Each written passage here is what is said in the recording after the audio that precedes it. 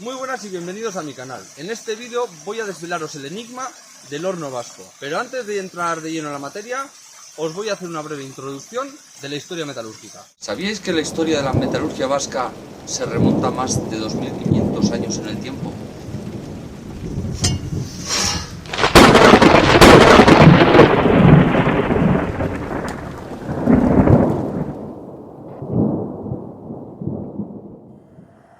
La aparición de las primeras aiseolas en Baskonia data del siglo VI a.C., en plena Edad del Hierro, comenzando así a dar los primeros pasos de una protoindustria que sería la precursora ancestral de nuestra metalurgia. La aiseola muy pronto pasó a formar parte de la vida de la gente, sobre todo del interior del país, donde, careciendo de buenas tierras para cultivar y lejos de la actividad costera, tenían abundantes recursos como bosques, mineral y ríos para poder llevar a cabo esta actividad. El mineral de hierro extraído hasta que apareció la primera ferrería hidráulica que se documenta en la Carta Puebla de Segura en 1290, siglo XIII, se reducía en los bosques, en unos hornos conocidos como ferrerías de monte, aiseola en euskera. Con respecto al nombre de aiseola quiero hacer una pequeña aclaración, porque estamos interpretando y traduciéndolo de forma interesada y por lo tanto errónea. Decimos que aiseola significa ferrería de viento y lo argumentamos diciendo que utiliza el viento para funcionar. Pero, por ejemplo, egurola y arcaola las interpretamos como aserradero y cantera, por lo que aiseola sería el lugar donde se trabaja al viento. Más adelante desentrañamos también este enigma. Atendiendo a la ley del mínimo esfuerzo, es lógico que planteemos que las primeras personas que se dedicaron a la manufactura del hierro extrajeran el mineral en superficie, porque era mucho más sencillo y costaba menos trabajo. Una vez agotado en superficie, no tuvieron más remedio que adentrarse en la montaña para seguir las vetas. La comunidad científica ha sostenido y mantiene firmemente el relato de que esta reducción se realizaba en unos hornos de pequeño tamaño, unos 70 centímetros de altura y en torno al medio metro de diámetro, cuyos tamaños podían variar.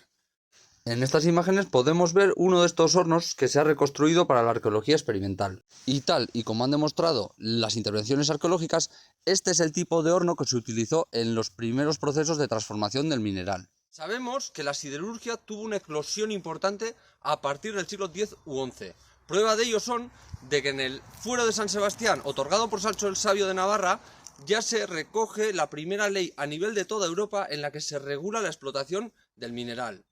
Además, también está registrado en el cartulario de San Millán de la Cogolla cómo el monasterio cobraba los impuestos en hierro, en las rejas de hierro, en el famoso documento Las Rejas de San Millán.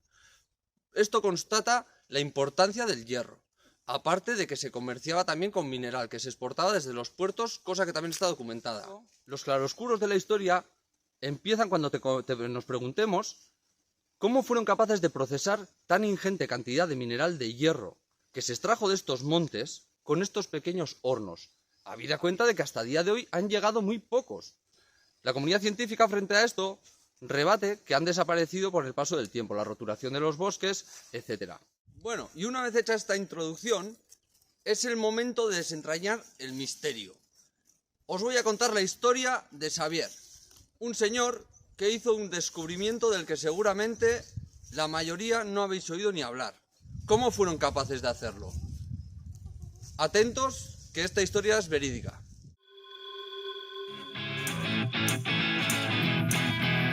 Os presento a Xavier Orue Echevarría, profesor y catedrático en paleontología de la UPV.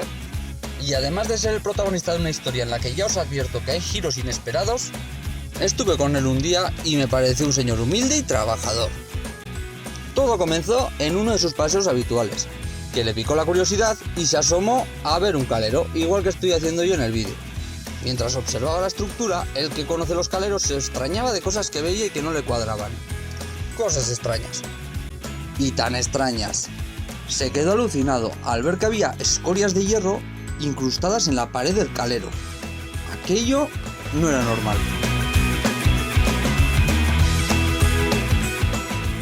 Aunque no podía llegar a creérselo, las evidencias estaban claras. Como buen investigador, sabía que allí los indicios apuntaban a algo claro. Aquello era un horno de fundición de hierro. Y comparado con el otro, este era descomunal. Así que entre medio atónito e incrédulo, empezó a indagar y a investigar todos aquellos caleros que conocía cerca de su entorno, Galdaco, y localizó y documentó durante todo un año.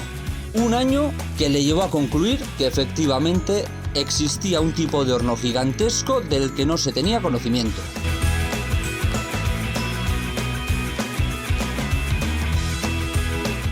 Tras un año investigando, concluyó que aquello eran hornos, así que se puso en contacto con la Diputación Foral de Vizcaya y un arqueólogo fue a visitarle. Le explicó lo que había encontrado y el arqueólogo le dijo que no, que aquello eran caleros. ¿Y Xavier se quedaría de esta guisa? Y consciente de la importancia que tenía aquel descubrimiento, comenzó a investigar de forma independiente. Así, en el 2008 sacó su primera publicación, 5 años después de haber descubierto el horno. Y desde entonces sabemos que ha hecho un hallazgo único, un tipo de horno que no hay en ninguna otra parte del planeta y que ni siquiera sabíamos que existía. Y en base a eso le bautizó el horno vasco.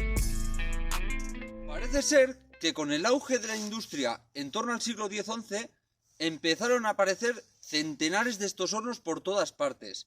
Su construcción era un arte, aprovechaban el desnivel natural del terreno para hacer un desmonte y utilizar las paredes del propio terreno para soportar el horno.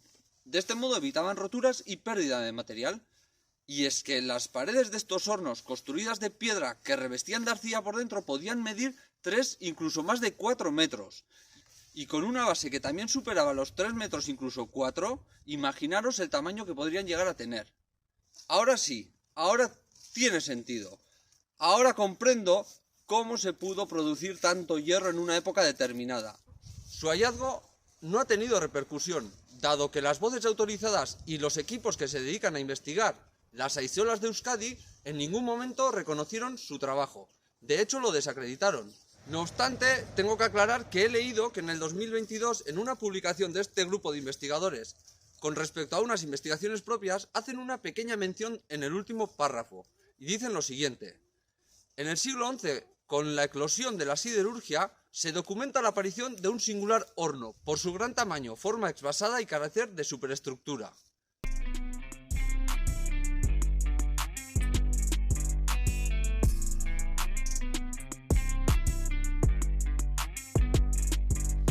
Así, después de aquel artículo del 2008 le siguieron otros 12 artículos científicos, siendo uno de ellos premiado por la revista de Re Metálica como el mejor artículo científico del año.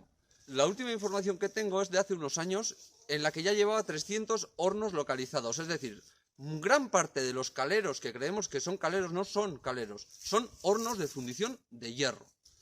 Es paradójico que los mejor conservados hayan sido aquellos que se han reconvertido en caleros, siendo ese motivo el hecho de que hayan creído que eran caleros y no se haya dado cuenta nadie de que había hornos enormes en nuestro entorno.